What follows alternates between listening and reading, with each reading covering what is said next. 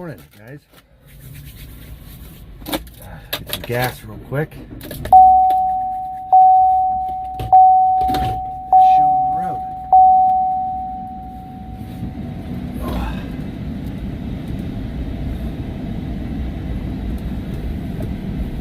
Oof. It's a wee bit nippy outside. That humid cold hits a little different than that Colorado cold.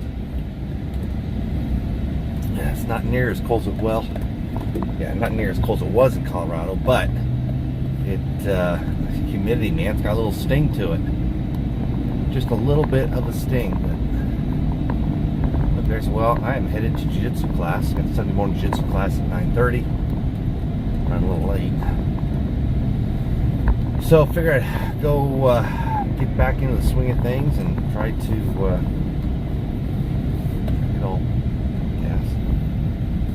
get all back in the mix there.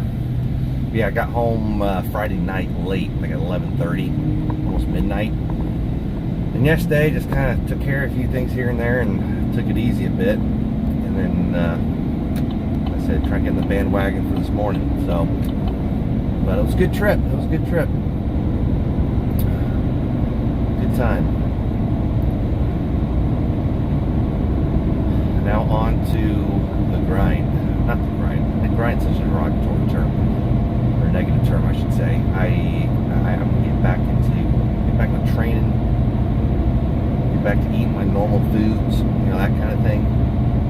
Because it does feel weird. Just you're not sleeping in the same bed, you're not going to bed at the same time. Airbnb is still intact. I didn't burn anything down. I got my deposit back. All that good stuff. So. But I forgot to order some more cases of licks. I took a half a case of lit with me out there to drink, and I drank it all, of course. So I'm going to order some, which ain't gonna be here till this week. So in the meantime, I went to GNC to buy a few cans, and yeah, they have cherry now. And let me tell you, it's not bad. It's not bad. I kind of enjoyed the change here. A little bit of a weird aftertaste. Still probably prefer a watermelon, but the cherry's nice. Cherry's nice. There, my search down in Clearwater, Tampa area to move. Awesome, Colby. Dude, I'm thinking I'm buying something in Colorado at some point, or I don't know. I'm like, I want to continue skiing, and I want to do it more often than once or even twice a year, maybe 3 or 4 times a year. Now, obviously, that gets really expensive after a while. But, I like going to Colorado. I go to Colorado probably more than any other state in terms of visiting for recreational purposes. And so I'm really going to start thinking about trying to do a rental out there or something. Something that takes that. The reason for that is because this is what's awesome about having a business. Is you can do things like write-offs for travel to and from wherever you want to go. Or wherever you have business purpose for being there. So if I have a rental out there, then I'm constantly going out there and check on and make sure everything's good to go and blah, blah, blah. Well, every single time I go out there, it's a write-off. Whether I fly, that's all a write-off. If I drive out there, I can give myself like 60 cents a mile. If I want to stay in the Airbnb, guess what? I can do that. No problem.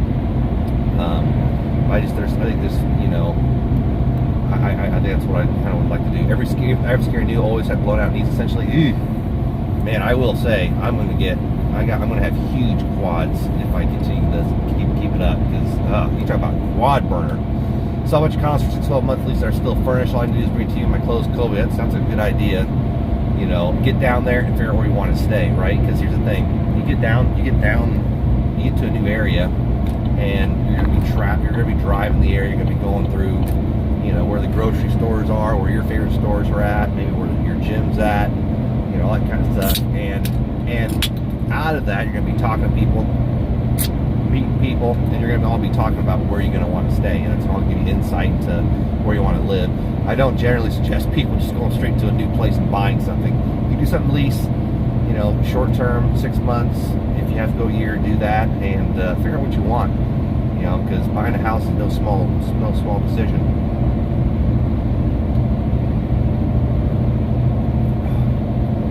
No small decision. Time to buy a Rocky Mountain home? Yeah. I might just for the shiznits and giggles do that on stream and just kind of see what's out there. You know, how much is it going to cost?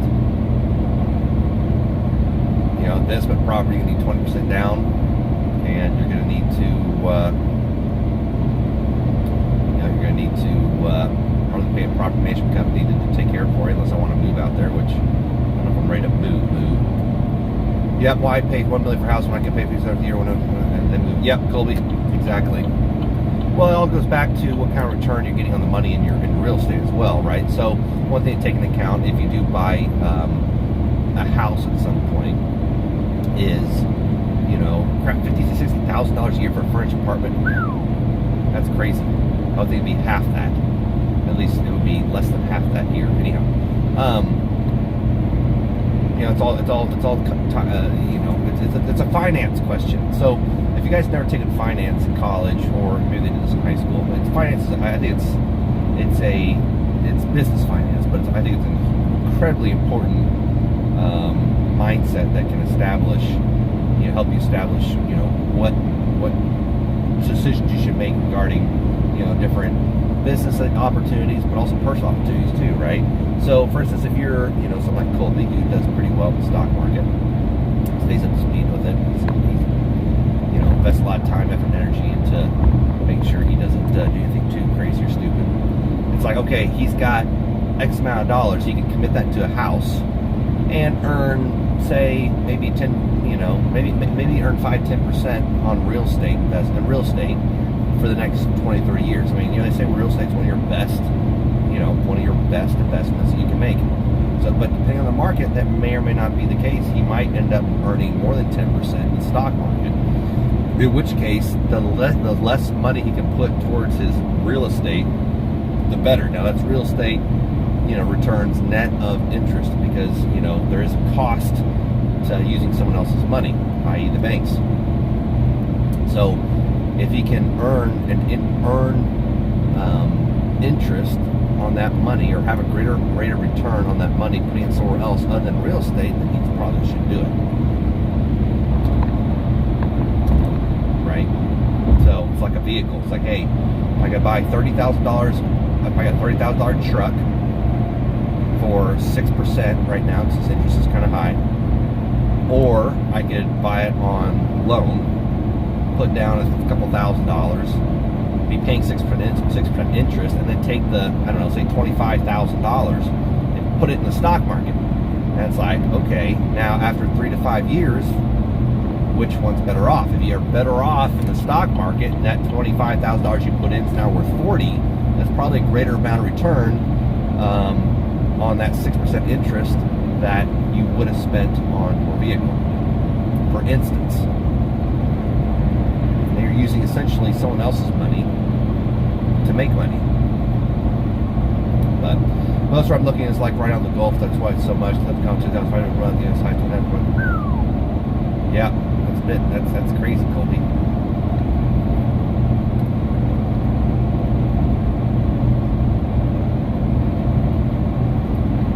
But hey, you got the income to support it. More power to you, man. You know, I also look at, you know, I look at the return rate on my time, because one of the things I struggle with now is time management, and what's worth my time and what isn't. You know, what's worth me doing myself and what's worth paying somebody else to do. You know, like, for instance, that's one thing I was talking about was cooking. You know, I like to cook. I like to eat good food. I'd rather make my own food, which I'm going to probably doing that here for too long. But it's actually worth me a lot of times, you know, grabbing something to go or paying a meal server to prep my meals for them, because it's like, look, I could save myself $6 spending 30 minutes, you know, cooking myself a meal, or I could keep working and make 20, and it actually I come out ahead. So, you know, it's just kind of it's a thought, it's a mental exercise. It's a mental exercise that's fun. I think it's fun. Yes, Thomas, time is money for sure. For some people, not all time is money for all people, because if it's I'm not saying there's anything wrong with this. I do this. It's just all things with moderation. It's like if I'm sitting down, if I'm at the office, it's like, you know what? I just want to eat and play video games. And I don't want to spend time cooking. It's like, okay, well, I could buy takeout, and with the time savings, get a couple games of Warzone in. Now, is there a rate of return on that time of Warzone? Probably not, unless I'm streaming. But even then, that return rate is very, very low. Other than the utility that I get from playing the video game, So so in that case, time cost me money, right? Because I spent money to save time, and I use that time that I saved to do something that was unproductive.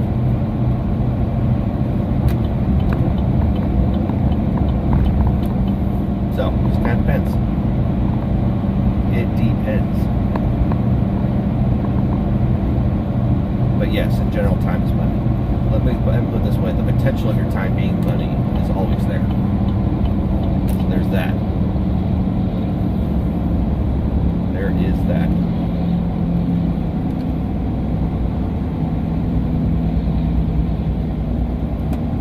The other thing I would say is time is everything, in the sense that at some point, I would hope, there's something that you are working towards other than money, right? In a business, in your job, we're very, very, we're very geared towards making the most money we can. But look, money for money's sake isn't really what people value. People value, committing time to their hobbies. They value their family. They value their religion, things like that. There's something other than money that eventually translates from money to time to whatever, and then time spent whatever they value. I would hope. It's hard for me to break out of that mindset, honestly. I'm so you're geared so much, and can be geared so much towards, making money, that you kind of forget. It's like, oh, the reason I make money is so I can, do X. And so we all have that hierarchy of values and things we want to commit time to. So there's that.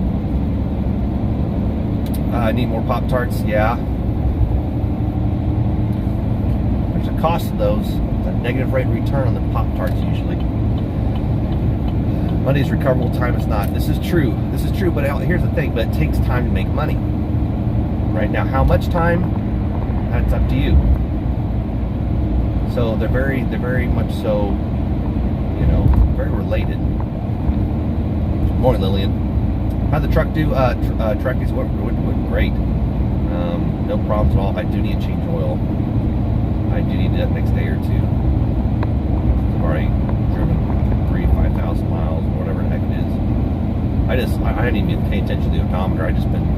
It's got its own oil gauge deal. And yeah, I'm ready. It's at 0% is what it's at. So get some oil. Knock that out right quick. I might even do it today. But it's cold today. It's going to be nice this week, though. It's going to be in the 50s a couple of days.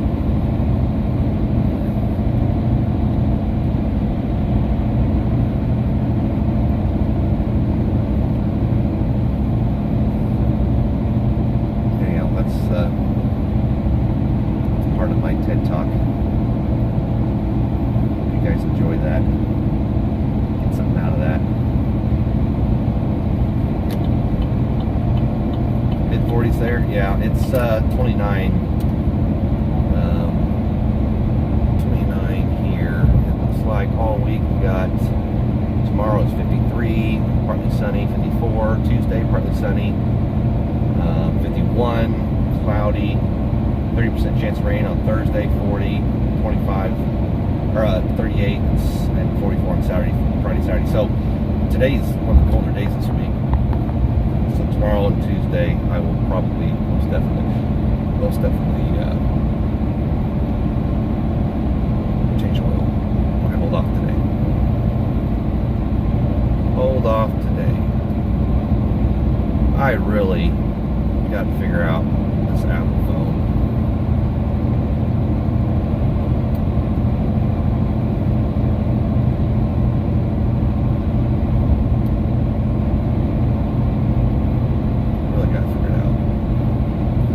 should be getting a offer on the company this week, so that's very, very exciting. Either this week or next week.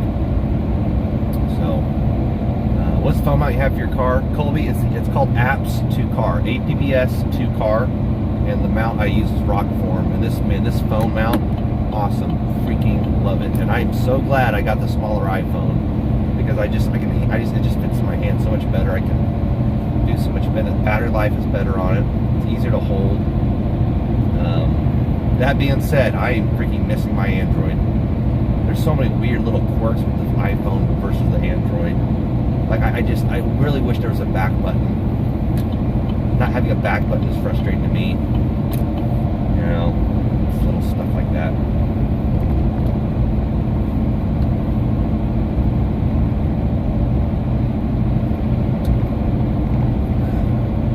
It's so weird to be thinking about maybe selling the company.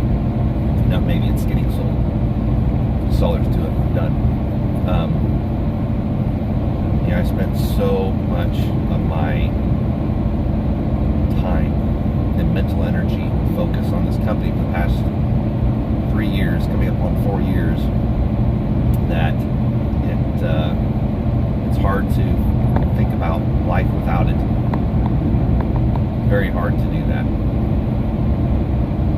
I don't want to demean any military thing like that, but I would imagine it'd be like going to freaking war and you're just 100% focused on the mission and getting X, Y, and Z done, and then you fly back home, and it's like how making that mental shift and transition, I can only imagine. But that's to some small degree, that's what I think it would feel like, or that's what it feels like for me to think about going from work, building a business to, okay, that's not there anymore. That's weird. How do I function? To a very small degree. I've experienced that several times before, when you're just very, very, it can be like a relationship as well. You have a relationship that you really, really, super involved in or focused on whatnot, and then it's not there. It's like your brain's got to rewire itself or whatever. Colby, I got attached to the windshield. And they got several different versions. It's a pretty strong arm. No matter what kind of suction cup it generally is, though, if you're in a place with a lot of heat, and almost without fail, they'll start to degrade after a while and get sticky, and you gotta get some goo gone and some rubbing alcohol and all that crap to get off your windshield. But I don't mind. I don't do it every so often. What will you do for work once you sell a company? So, good question, Emily. I have the drone company that I should very quickly be able to supplant at some point, supplant my salary, or replace the salary I was making from my internet company. Let me put it this way: I'm not gonna be negative. Like, I'll be able to support myself with the drone company. It's not as big as the internet company yet, but it will get there very quick. Get the drone company. So I'll be more involved with that. Won't be a full-time job per se, but my goal with any company moving forward is making sure that I don't end up doing the grunt work. Meaning I don't want to be the one flying the drones. Just like me and the internet company, I'm still 4 years into this almost, and I'm still the one going out and climbing towers, doing the install work, all that. That's not ideal.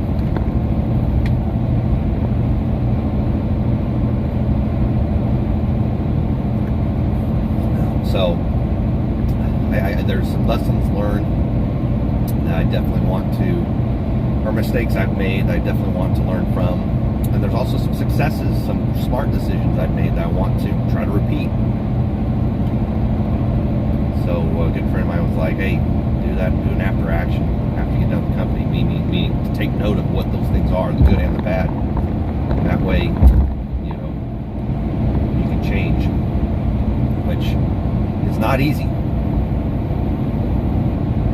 That is not easy to change.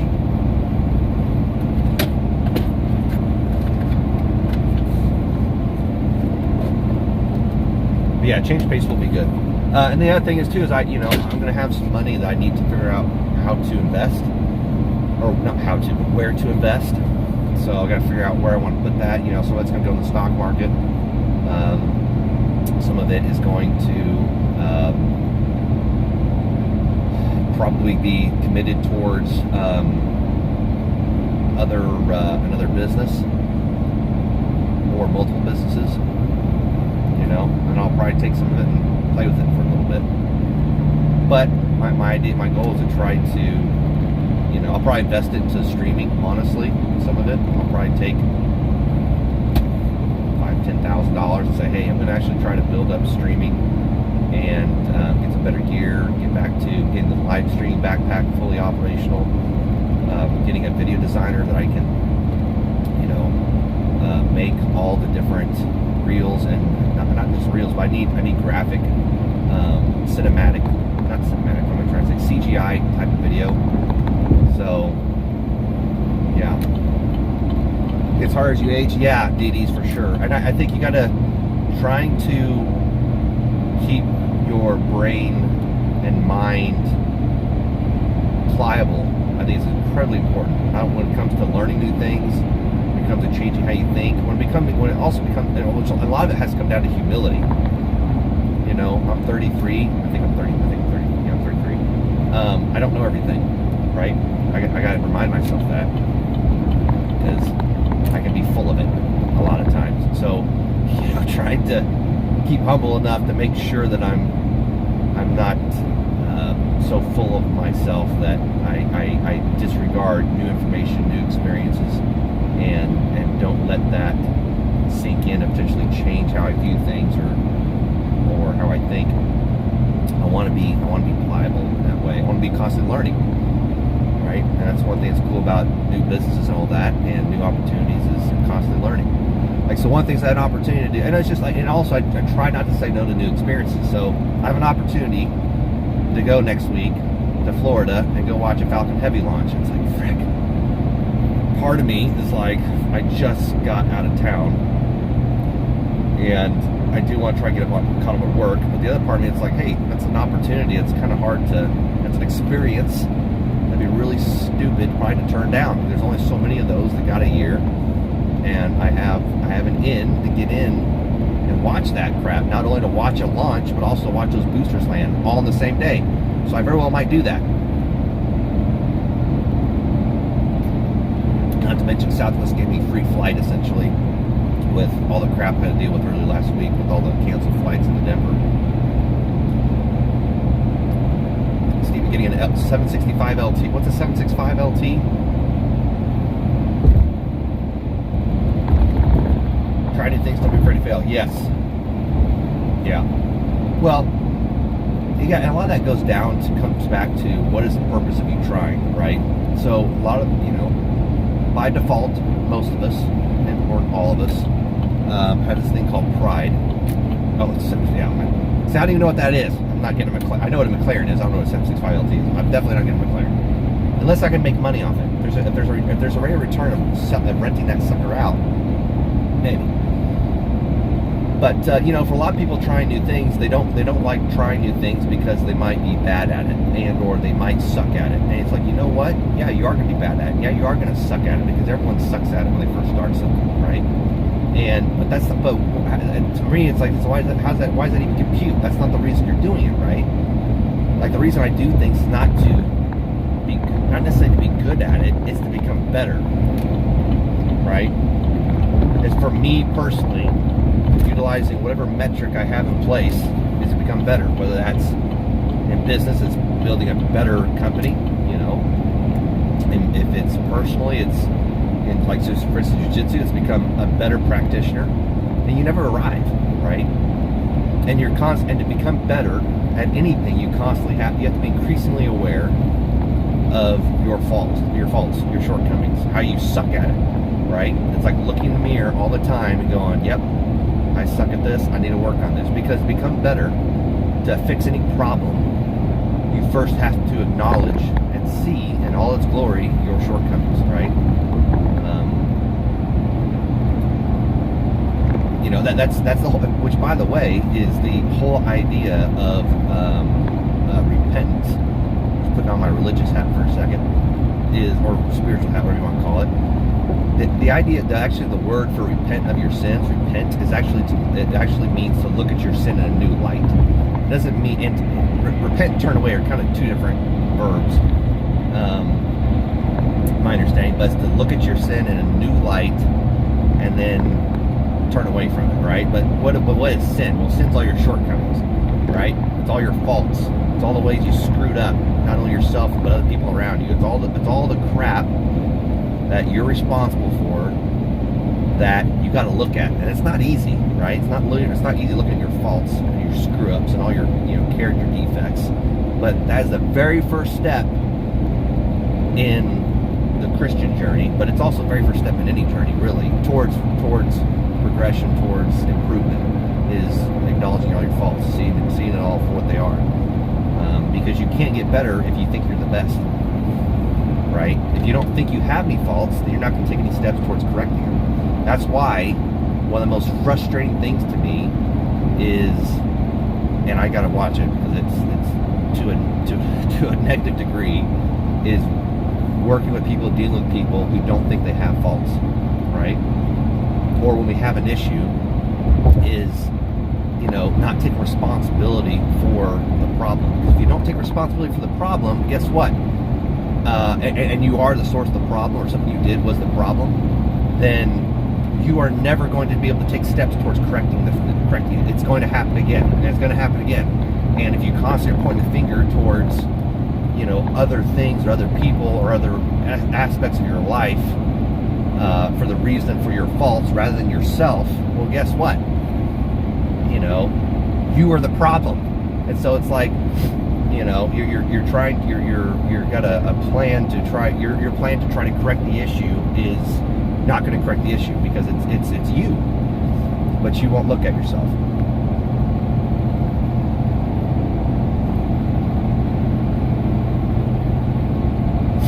But yeah,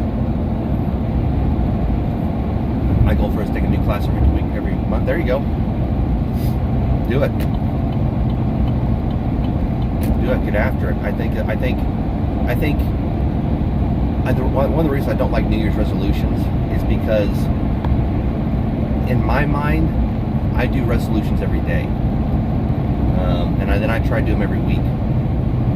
And because it's very easy to say, you know what, I'll wait till tomorrow, I'll wait till next week, I'll wait next month, I'll wait next year, and it makes no sense.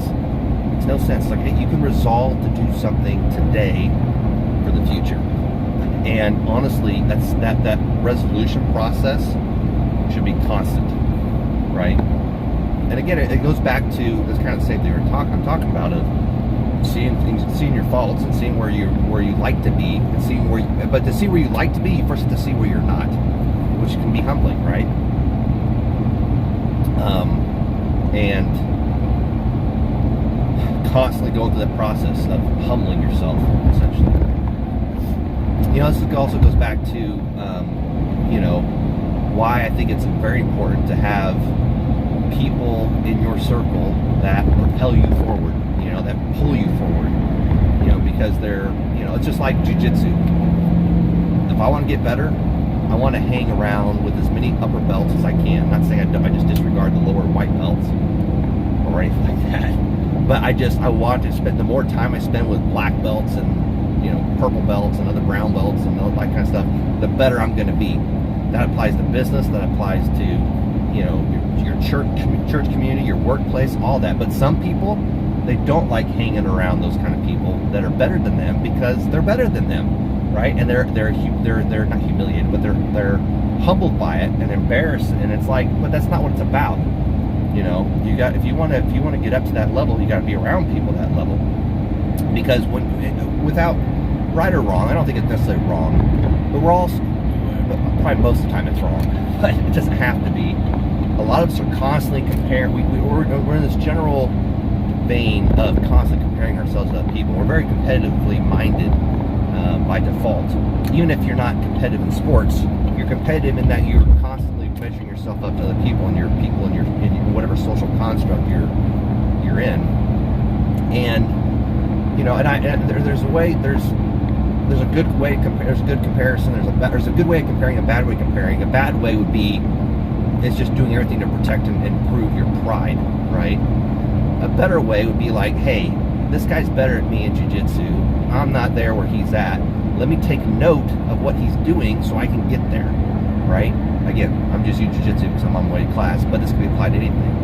It's what steps, and so when you're constantly around people, the more you're around people that are better than you, more financially successful than you, they're a better husband, they're a better father, they're a better follower of Christ, they're better, they're better in the gym, whatever it might be.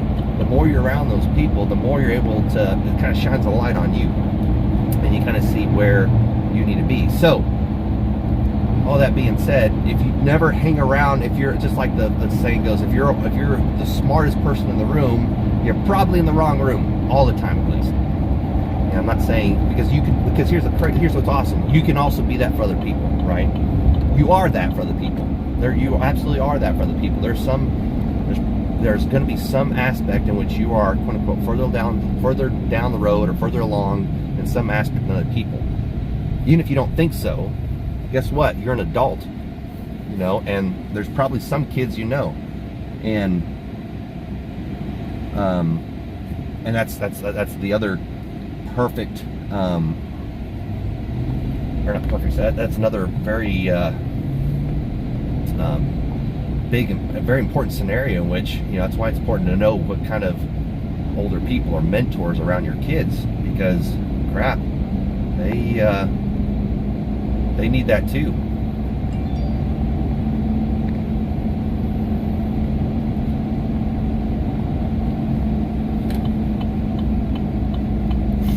All right. There you go, DDs. Good time. Pulling the class here. Catch you guys later. What's up, Nathan? I need to cook that steak. I don't know if we'll get a chance to stream it or not. But, yeah. Catch you guys in a few.